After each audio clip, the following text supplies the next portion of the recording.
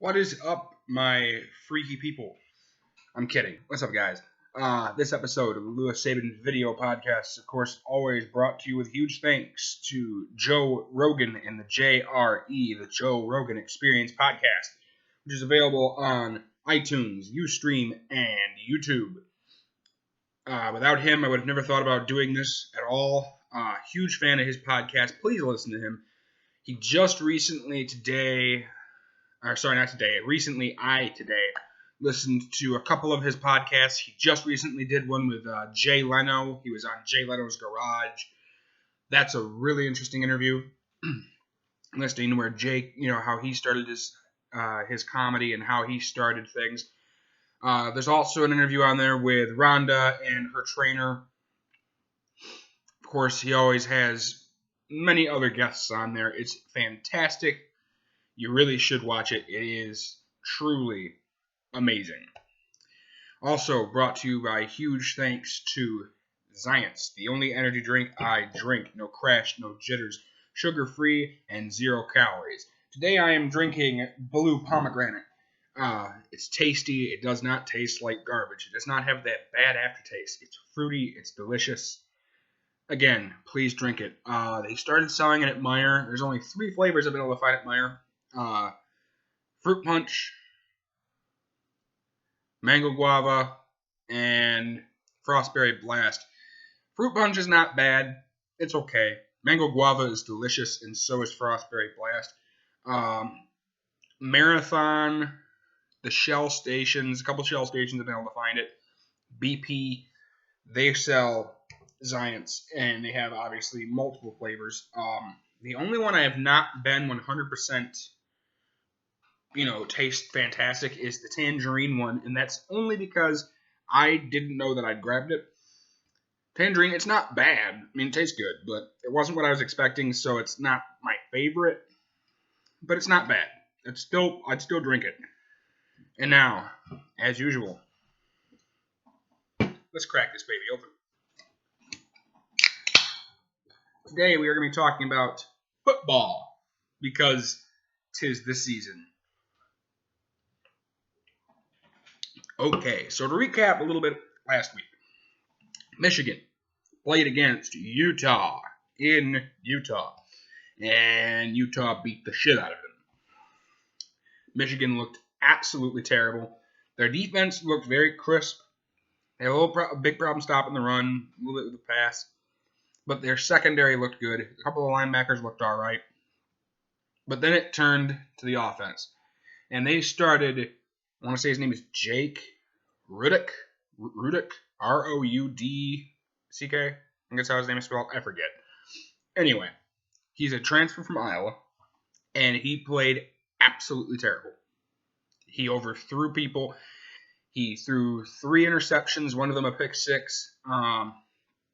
He just did not look good. I thought they should have started. I can't think of his last name. His first name is Shane. He's their backup. He's very good. I believe that's the lefty. He played last. I believe, if I'm correct, it's the guy from last year. He got the concussion, and because Michigan had the coach of dumbasses, he didn't pull him, even though he was clearly concussed. So hopefully this week they do a little bit better. I'll cover who they play in a second. I'm going to go through most of the schedule. I'm not going to cover everybody. There's like 50 different teams that are playing, if not more. I'll just cover like the top 20 or so, and not necessarily meaning ranked 1 through 20. I mean teams that are going to be interesting to look at. Not all of them are going to be interesting. You know what I mean. I'm going to do my thing. But of the 2 most standout players on offense, minus, of course, their running back, who I thought looked all right, there's 2 players that absolutely stood out. They're both receivers. One of them is Amara Darbo. He looked pretty well. He looked pretty good, sorry. He had decent hands, decent speed, but he was overthrown several times when he was wide open, which was, too bad for Michigan. Well, not really. I thought it was funny that they lost. Then, of course, they have Jake Butt, who is my favorite player on the team, simply because of his last name, because it's funny to say. Yes, I'm immature. I get it. I don't care. It's funny. And he played fantastic. So best of luck to Jake Butt and his team for this week. Hopefully they don't have the quarterback they had last week. Of course, also the next day, which would have been Saturday night, or no, it would have been Friday night. They played on a Thursday. We got to watch Michigan State play. Michigan State played Western Michigan, which was a big deal for me because I live here in Michigan, and Western's just down the road. There, of course, we're in Kalamazoo. Kalamazoo's about 25 minutes from where I live. 25, 30 minutes maybe. It's real close, so it was cool to see that. After I heard that's where they were, I thought they were in East Lansing. I contemplated driving down just to go tailgate. We didn't. A few of my friends came over to watch the game. The offense of Michigan State looked fantastic. They had a decent running back. So, of course, they're mostly starting freshmen and sophomores. They looked good. They looked crisp. They had decent power, good speed, able to get open. Connor Cook looked nervous. He overthrew a few people. He underthrew a couple people. Overall, I think the offense looked great. You know, they a little bit of work and you'll get there. First game of the season. Of course, you looked a little nervous. The defense played terrible. They snapped out of it there about the halfway. But sorry, they had two safeties that played all right. They had a corner that played. Yeah. Other than that, the defense didn't look so hot. So hopefully this week they'll be able to step it up. I don't think they will based on who they're playing. I'll cover that in a second. But overall, not bad. I did not watch the Ohio State game. I meant to, and I didn't. I had other things going on. From what I saw, they looked all right. Of course, Ezekiel Elliott doing his thing, and they lost a few on defense. But overall, from my understanding, it was a good game. Then, of course, the game that I paid absolutely 100% attention to. My boys of Notre Dame, which we played Texas. And we spanked Texas. The defense looked fantastic. Jalen Smith looked crisp and clean, ready to go. That's a linebacker for those who don't know. Joe Schmidt was back. He looked pretty good, linebacker. We got to see what Romeo Okwara looks like on the line, on the defensive end. Our tackles looked good. The entire defense, front to back, looked stellar. Kavari Russell's back after being suspended. He is a corner for those who don't know. And, of course, the offense also looked fantastic with Ronnie Staley, left tackle. Elmer, I believe, is a guard. You get my point. Nick Martin looked fantastic. He's our center. Terrain Folston went out in the third carry, I believe, during the game, third or fourth, with a knee injury. It's now confirmed he has a torn MCL. He's out for the year. Or so I read. So, in the backfield now, we're going to have CJ Procise, who used to be a receiver. He's pretty fast, a little shifty. Hopefully he'll do all right. We had I believe he's a freshman, running back behind him who ran pretty well, decent power, scored a touchdown. The first time since 2004 that a freshman has scored. Freshman running back has scored for Notre Dame.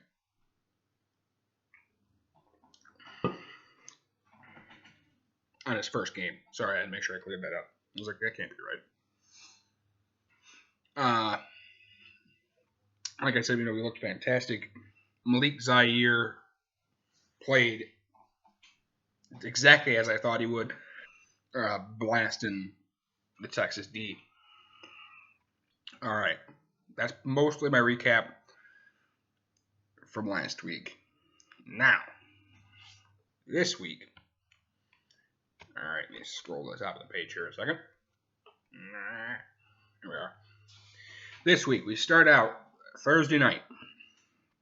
Tonight, 8 p.m., Louisiana Tech is going to play Western Kentucky. Now, I'm not going to watch the game for two reasons. One, there's NFL football on. And two, I don't know really anything about either of these teams. I might flip back and forth, depending on how the NFL game that's going on tonight goes. Friday the 11th, which is tomorrow, we have Miami, Florida at Florida Atlantic. That's at 8 p.m.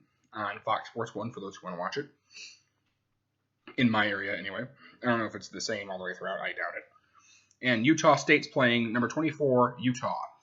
Utah, of course, opened, as I said, at home against Michigan. They have a stellar running back in Booker, and I really hope that they have a good season.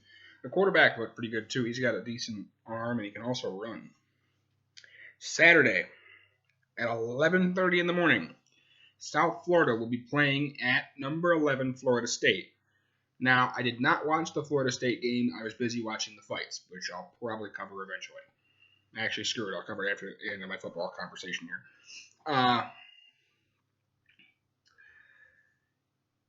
Everett Golston, from my understanding, did start. And, you know, I love Everett. I didn't have a huge liking for him near the end of the year. But hopefully he pulls his head out of his ass and realizes how to play the fucking football and doesn't turn over the ball. At the same time, he plays for Florida State, so I hope they lose every game. Because it's Florida State, and I can't stand them. Jackson State will be playing at number 6 Auburn. That's at noon. Best of luck with Auburn. That's on the SEC network around here. You know, I'll stop telling you what TV it's on. Oh, no. Yeah, because if you're watching this somewhere else, it might not be on the SEC network for you, so I'll stop. At 12, same time, I'll be watching this game. Oregon State plays at the Big House in Michigan. Hopefully, Oregon State beats Michigan. I don't think they will, but they have a chance. Also at noon, Army will be playing Kentucky. UConn has an okay football team. They're more known for basketball, but their football team's not bad. Also at noon is Kansas State, Texas State, Texas San Antonio. I apologize. Kansas State had a great football team last year. I don't know how they're doing this year. Best of luck to them. Let me scroll on down the line here. Maryland plays at noon. Bowling Green plays them at Maryland. Penn State plays Buffalo at Penn State at noon. Miami, Ohio plays at Wisconsin at noon. Appalachian State plays at Clemson at 12:30. Now I'm looking for ranked teams. Oh, there we are. Hawaii plays at Ohio State. Hawaii. If you score 7 points, be very, very, very, very, very, very, very proud that you're able to at least get something. If they score more than 10 points, I will be absolutely surprised. I'm thinking, yeah, probably a field goal, maybe a touchdown. Anything more than that, just yeah. Wow. Number 3, TCU will be playing Stephen F. Austin. I have no idea what college that is. Must be a Texas college, which would explain why they're playing. They're playing at TCU, and that's at 3:30, the same time as the Ohio State game. Georgia Tech plays Tulane at Georgia Tech at 3:30. Notre Dame plays at Virginia. Number 9, Notre Dame plays at Virginia at 3:30. That's the game I will be watching because it's Notre Dame. I'll probably flip between that and the Ohio State game. Number 10, Georgia plays at Vanderbilt at 3:30. Fresno State plays at Ole Miss. Number 17, Ole Miss at 3:30. Middle Tennessee plays at Alabama. They're number 2 now at 4. Toledo plays at number 18, Arkansas at 4. Oklahoma, number 19, plays at number 23, Tennessee at 6. I'll probably actually watch that. I got a buddy of mine who's a big Tennessee fan, so I'm really hopeful that Tennessee can pull a decent season out. For the sake of my friend, because he's been a Tennessee fan through thick and thin, and they had some rough years. Number 22, Arizona plays at Nevada. That's at 7. Number 16, Texas A&M is playing Ball State at Texas A&M. That's also at 7. Number 21, Missouri plays Arkansas State at 7. Lamar plays at number 4, Baylor at 7:30.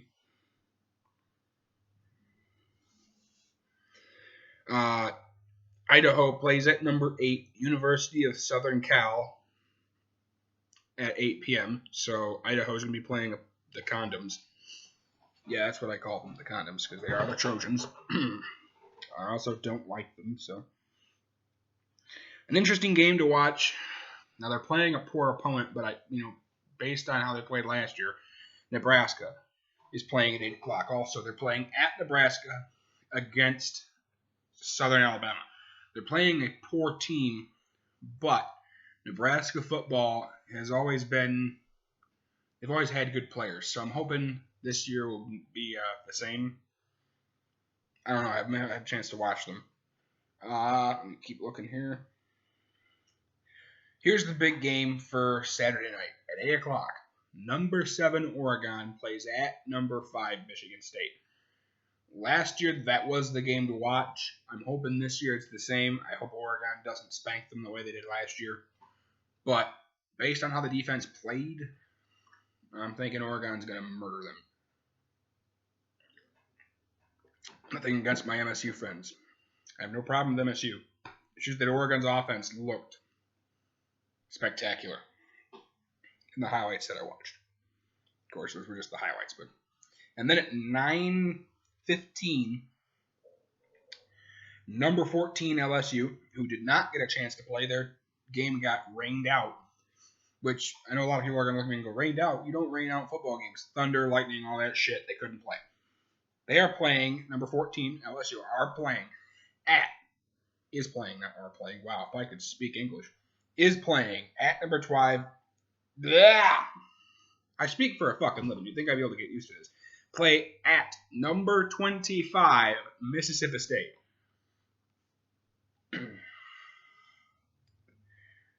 That should be a good game. There we go. I can finally speak English for a second. Don't worry, it won't last for long. I'm sure I'll say something stupid again. Mississippi State is, of course, playing, like I said, LSU.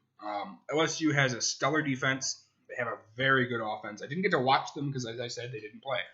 But Mississippi State's got a really good quarterback. I haven't been able to see any of them. Their defense was pretty good last year, so I'm hoping that'll end up being, the game of the week. Well, weekend. Number 20, Boise State, in their giant blue stadium, are going to play at Brigham Young. Oh, and that's it. Otherwise, there are no other ranked teams playing. Other than that, the only other teams that are playing... Oh, sorry, the Brigham Young game's at 10:15. There is another ranked team. Number 13, UCLA, is playing against UNLV at 10:30. Other than that, Arizona State's playing, and so is Stanford. Arizona State is playing Cal Poly, whatever the fuck that is. And Stanford's playing University of Central Florida. Ta-da! That's the end of the college football speak for me. However, NFL. I said I'd cover this. Like I said, tonight, first game of the season is Pittsburgh at New England. Now, normally I'd say Pittsburgh is going to win. However, Pittsburgh is without Le'Veon Bell. Their defense looks fantastic. The Steelers, we're still talking about the Steelers. But without Le'Veon Bell, that offense does have a... Okay, so Ben is going to be able to throw the ball, no problem. But their run game is going to be hurting a little bit because Le'Veon Bell really is a big piece. They have, I want to say I got to think of the guy's name now. He played at the Panthers last season. I want to say it's like Damian something. They have him, but I don't think he's going to be as big of a weapon as Le'Veon Bell is. Le'Veon Bell's out for the first 2 games? Yeah, 2 games of the year. Or a DUI, I believe. Of course, Brady is not suspended anymore. He'll be playing, probably. So I'm going to have to go ahead and say I think Pittsburgh wins. Right now it's at a 7-point difference, and the experts have New England playing. Of course, the experts are also sucking New England's dick. I think New England loses by 7. I think Pittsburgh beats them. Sunday at 1 o'clock, Green Bay plays at Chicago. I am picking Green Bay because Chicago still has Jay Cutler. So watch for interceptions galore. Kansas City plays at Houston at 1 o'clock. Cleveland plays at the Jets at 1 o'clock. Indianapolis plays at Buffalo, 1 o'clock. Miami plays at Washington, 1 o'clock. Carolina plays at Jacksonville, 1 o'clock. Seattle plays at St. Louis, 1 o'clock. New Orleans plays against Arizona, 4:05. Detroit plays at San Diego, 4:05. Tennessee plays at Tampa Bay, 4:25. Cincinnati plays at Oakland, 4:25. Baltimore plays at Denver, 4:25. And the Sunday night game is the New York Giants against the Dallas Cowgirls. All right, let's start from the top of the order. Kansas City at Houston. I think Houston beats Kansas City because Alex Smith can't throw long. I think the defense is going to be able to punch through Kansas City's line and sack Alex Smith several times, especially now that they got Vince Wilfork up there. And I think that we're going to watch Brian Hoyer throw quite a few touchdowns. They've also got a pretty good running back in Alfred Blue. Cleveland at New York. Sorry.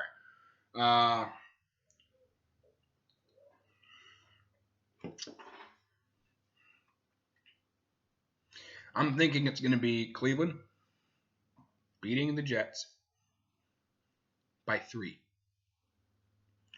Because last I checked, Johnny Manziel's still sitting out.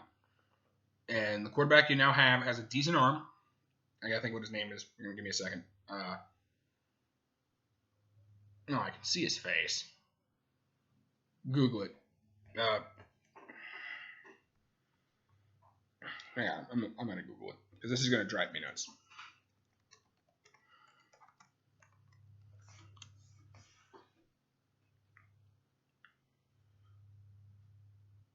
That was helpful. Yeah, sure. We'll tell you our quarterback. It's a competition between the two people. That's helpful.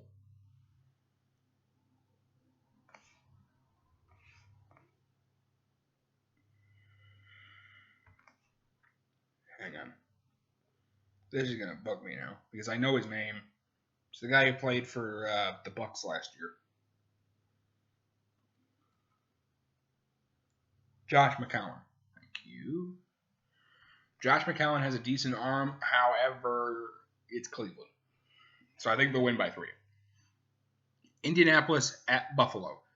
Normally, I'd say that would be a tough game. However, with the addition of Frank Gore and the addition of Johnson, I really think that Indianapolis is going to be very tough to beat this season. So I've got Indianapolis beating Buffalo, but I also have Buffalo having a decent season because they do have E.J. Manuel. They're starting Tyrod Taylor, who's a good quarterback. They've got Shady McCoy now, and their defense is not bad. But I still say Indianapolis beats Buffalo. Miami at Washington. Okay, so Washington removed RG3. Now they've got Kirk Cousins starting. I still think Miami beats them. I've got Miami. Here's why. So with Kirk Cousins, with the offense they've got, even though I know they're going to be running the ball, Miami's just got more weapons. They've got a better defense with, of course, help from Ndamukong Suh. And, of course, they've got Cameron Wake. Their secondary is pretty good. I think Washington, last I checked, their secondary is hurting a little bit. And then, of course, they've got Ryan Tannehill, who's got a hell of an arm. So I think Miami beats Washington by 14. Carolina at Jacksonville. Carolina's going to run through Jacksonville. Here's why. Jacksonville is a good team. However, their defense sucks. Their offense can move the ball, but their defense is not that great. Against somebody like Carolina. Against somebody who's an okay team, I think they'd win. But Carolina's just too good. Seattle at St. Louis.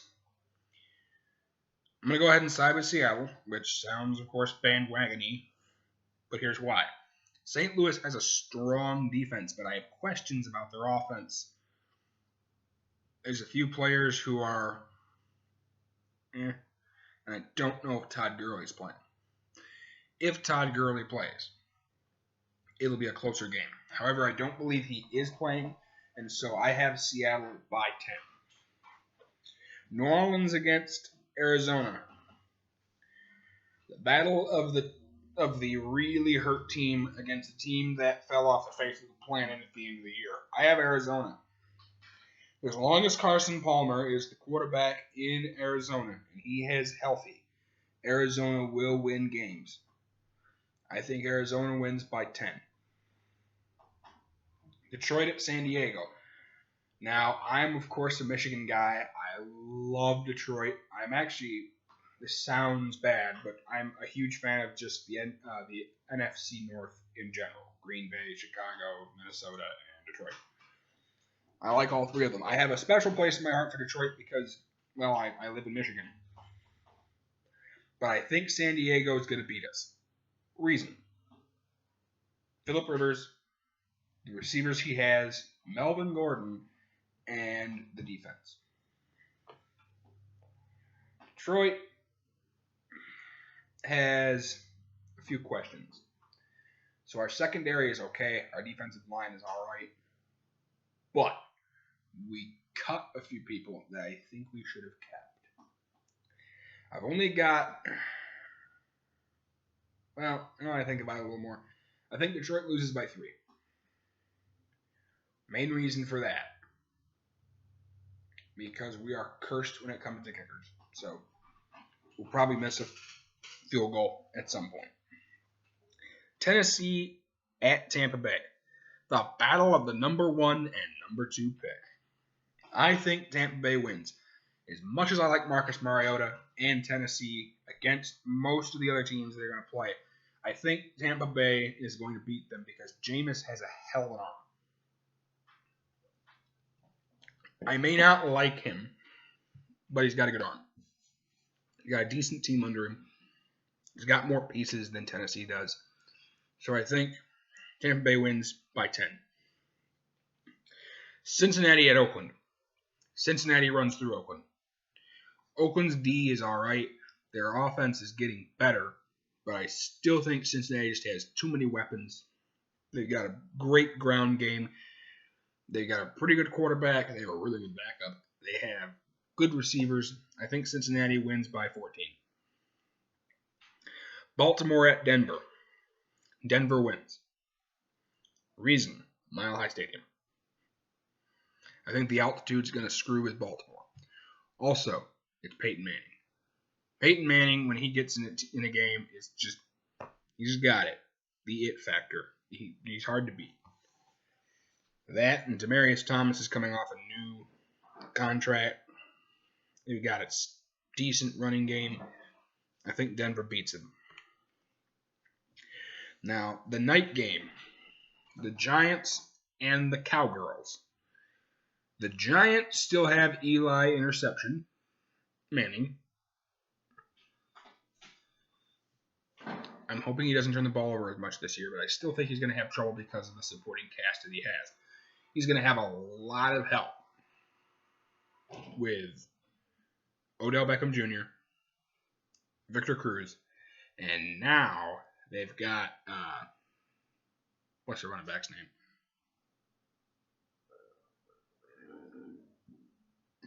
I apologize for that. I'm trying to come up with his name. I should have wrote it down. It's played for New England last year. When all else fails, ask Google. Hang on. Because this is going to bug me.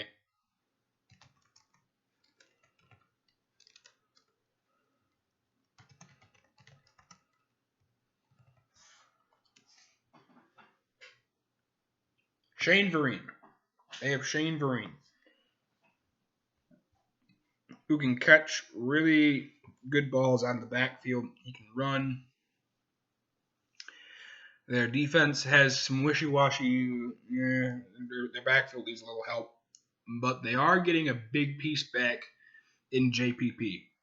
Jason Pierre-Paul is coming back. He is still missing his index finger, which I think is going to be difficult for him to operate with for the first few games. He'll eventually get used to it. My understanding is he has been going through quite a bit of physical therapy to get used to using his hand without his finger. But, hopefully he plays well. Hopefully Eli can finally start to play well, because now he's got a decent supporting cast. He had 2 really tough seasons. Hopefully the line can stop him from getting sacked so fucking much, too. Now, let's go to the Cowgirls. Notice I've not given a score yet. Give me a minute. The Cowgirls still have Tony Romo, who is a bum. You've got Des Bryant, who's a douchebag. And that's pretty much your entire offense. You still have a good offensive line. You have no running back. Now, the defense. You did go out and get, in my opinion, one of the best defensive linemen in the draft. However, who else do you have? Because last I checked, Hatcher left. So, I think the secondary is going to be okay. You've got a couple decent, really good corners. You've got Jones from the draft, who can jump really freaking high. And, of course, he can jump really far, as he beat the long jump record at the Combine.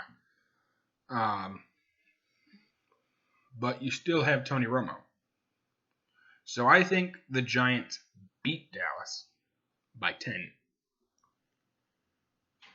Mostly because of the ability of Odell Beckham and Victor Cruz. I'm not sure who else they have.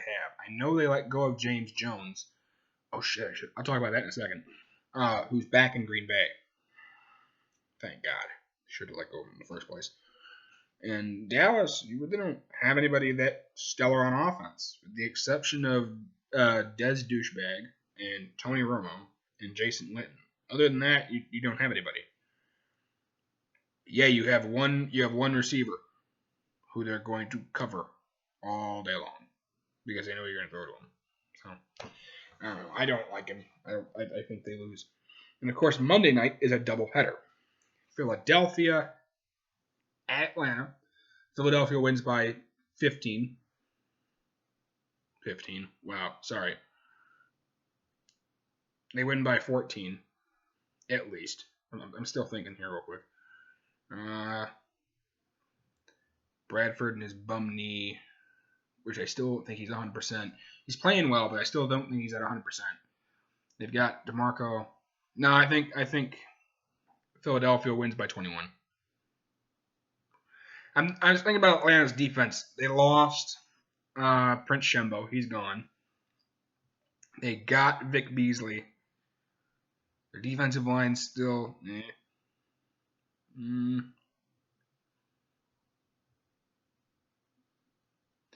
got a couple really good corners. I still think Philadelphia wins by 21. The speed of that team is hard to beat. And they really improved on defense. Minnesota at the Niners. Minnesota beats them by 14. Minnesota has Teddy motherfucking Bridgewater, who's playing amazing football right now. They've got Peterson back, who's really helpful. They've got Kyle Rudolph. They've got Mike Wallace. They've got Cordero Patterson, who's really doing... So, I'm going to cover this real quick. Cordero Patterson's always been a really good kick returner. And receiving-wise, he's been all right. He's really worked on catching the ball this season, and it's really helped the team. So, there's that. And then there's this crazy thing called, I'm pretty sure the Niners only had 50 players on their entire roster. You don't have any of your linebackers. They are all gone, with the exception of one guy. Your defensive line, you cut the one good player you have, so there's that, minus Eric Armstead. In the backfield, you have Carlos Hyde, who's really tough to stop. But then you also have Reggie Bush, who fumbles the ball constantly. At receiver, you've got a couple of really good players, but you lost Michael Crabtree, which I think really, really hurts you. That's why I think Oakland will have a good year this year. But you still have Anquan Bolden, and you picked up Torrey Smith. So you got a speedster and a blocker downfield who also can catch the ball quite well. At tight end, last I heard, you still have Vernon Davis.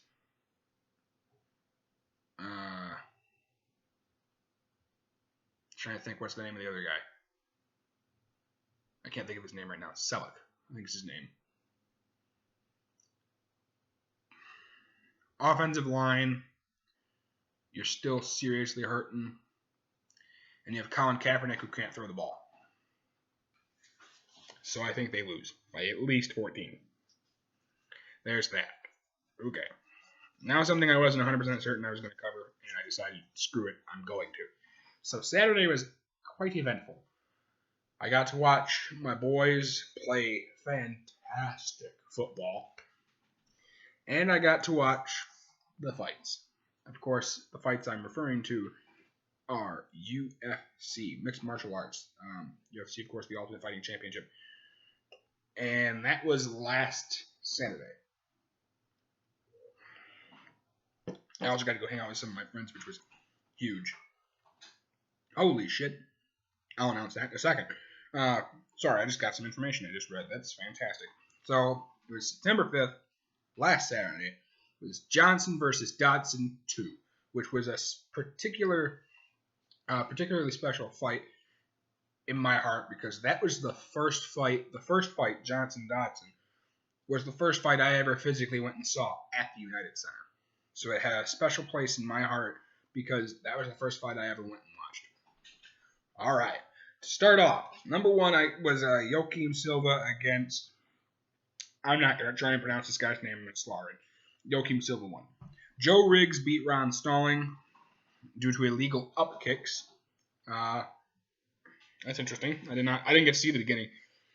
Thiago dos Santos Silva beat Clay Collard by split decision.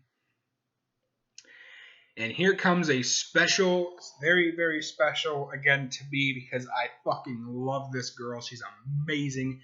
Raquel motherfucking Rocky Pennington beat Jessica Andrade by a rear naked choke. Raquel Rocky Pennington is one of the few fighters left from season 18 of The Ultimate Fighter. It's her, the Venezuelan vixen, and what's her name? Who fought when I was in Chicago. I always say Peggy, and that's not right because Peggy's gone. The really tall girl. Anyway, the really tall girl should get cut. Rocky's doing amazing. It's been fantastic. Now, I remember saying this to quite a few people, and they all told me how wrong I was and how shitty this person is. But John Lineker fought Francisco Rivera. This is the fight I'm talking about. They said Francisco Rivera is going to murder John, and John's going to have to be cut. Yeah, John Lineker submitted that motherfucker by a guillotine choke. Yeah, watch out for John Lineker. That motherfucker can hit like a train, and I guess, according to this, he can submit you as well. I mean, I already knew he had some submission skills, but against somebody like Francisco Rivera, that's pretty fucking amazing. The sixth fight on the card, Ross Pearson beat Paul Felder by split decision. And the seventh fight, the first fight on the main card, which I got to watch, Alex Chambers against Paige 12-Gauge Van Zandt. Paige fought fantastic. And she had a very sexy transition into an armbar, which is how she won. Corey Anderson beat Jan Black. I always fuck his last name up. You'd think I'm Polish. You'd think I'd know how to pronounce this guy's name. Blachowicz? I think that's how his name's pronounced. Anthony Rumble Johnson knocked out Jimmy Manawa. Not shocked. I was sitting next to my buddy, and I told him that was going to happen. He's like, oh, who do you think's going to win? And I said, Anthony Johnson. Why? I just have an itching feeling that that's who's going to win. And he threw that right hand. I looked at him and I said, next time he hits him with that right hand, he's going night-night. Sure enough. How do you win? Andrei Arlovski against Frank Mir was a unanimous decision. See, I can't speak today.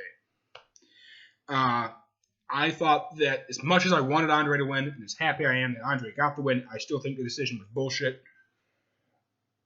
Yeah, sure, he had better aggression. Yeah, sure, he had better striking, but Frank had control of most of the fight. So, yay for Andre. I'm glad he won, but I personally think Frank won. Then we get to the main event, Demetrius Johnson and John Dodson. Demetrius made sure that everyone knew without a doubt that he won that fight. And he fought fantastic. He did not beat John Dodson. What I mean by beat him is he didn't, knock him out. He won by decision. He clearly beat him. I should make sure you understand what I mean. He clearly beat John by decision. But he didn't submit him. He didn't knock him out. He didn't finish him. There we go. That's the word I was looking for. He didn't finish. Still a fantastic fight. Demetrius did what he does. Class act. Great guy. As soon as the fight was over, he was over giving John a hug, talking to him and saying how great the fight was and thank you for fighting me. And that is fantastic. And that was what happened to me last Saturday. I got to watch that fight. Totally worth it. And I know normally I cover lots of fights. I'm going to quick announce just a couple little things that are going on before I wrap this up. The next fight is next weekend, next Saturday. I'm going to quick pull it up because I think it's on at like 3 in the morning. At least the last one was, so let me look. Not.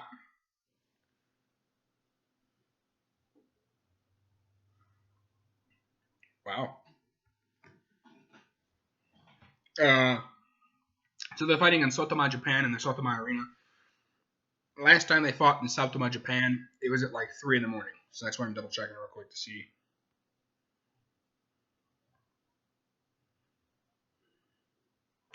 Oh no, good, it's at night. Okay, so the prelims start at 7:30 a.m. or p.m. I apologize. 4:30 p.m. here on the Pacific time. Eastern is the other one, 7:30, and that's Anzea against Zapata. Then the Fox Sports 2 prelims, which I'm going to have to watch a beat of because I don't have Fox Sports 2 at my house, starts at 8 Eastern, 5 Pacific. That's on Fox Sports 2. And that's Katani against Johnson, Hein against Kasuya, Nakamura against Zhengling Li, Kikuno against Brandao. The main card on Fox Sports 1, it's a cable card, starts at 10 p.m. That is Yamamoto against Hobar, Mizugaki against Rup, Horiguchi against Chico Camus, Gegard Mousasi against Hall, and of course the main event, which is Barnett and Big Country Nelson. I have Barnett knocking him unconscious. The next fight is October 3rd. That's UFC 192. I'm not going to cover all of them. And that's Cormier versus Gustafsson. You're going to watch Cormier probably beat the fuck out of him. It's been announced for a while, but they're finally pretty sure it's going to happen from what I've heard out of Aldo's camp. UFC 194, December 12th. Jose Aldo will finally fight Conor McGregor, assuming he doesn't pussy out again. But that's a really good card. The next fight after that, December 19th, is Rafael Dos Anjos against Donald Cerrone 2. That'll be for the belt. Notice, to all Fox people, Fox Sports, NBC, any other news announcers, notice how I pronounced his name? Rafael Dos Anjos. Not Dos Anjos, Dos Anjos. Get it fucking right, you dumbasses. January 2nd is Lawler Condit. They moved it back. That's 195. And here's some interesting news. It's to be determined as to where it is. UFC Fight Night, January motherfucking 12th. I am now really, really excited. It is confirmed it will be Dillashaw versus Cruz. Fuck yeah. Cruz is going to get the belt back. Sorry, TJ. I love you, but Dominic Cruz is Dominic Cruz. He's probably going to get the belt back. 200 yet to be announced. All right, that's the end of this podcast. Thanks, guys, for watching. As always, we're brought to you thanks to Joe Rogan and the JRE, the Joe Rogan Experience podcast, which is available on Ustream, YouTube, and iTunes. We're also brought to you as a huge thanks to Science. Today I'm drinking, as I said, pomegranate. It's delicious if you guys want to try it. Science is Sugar-free, 0 calories, no crash, no jitters, tastes delicious, and it's pretty cheap. Thanks again for watching, guys. You have yourselves a wonderful day, morning, evening, whenever you watch this. Bye. As soon as I can find the pause button. Cursor, where'd it go? Here we are. Ta-da! Bye.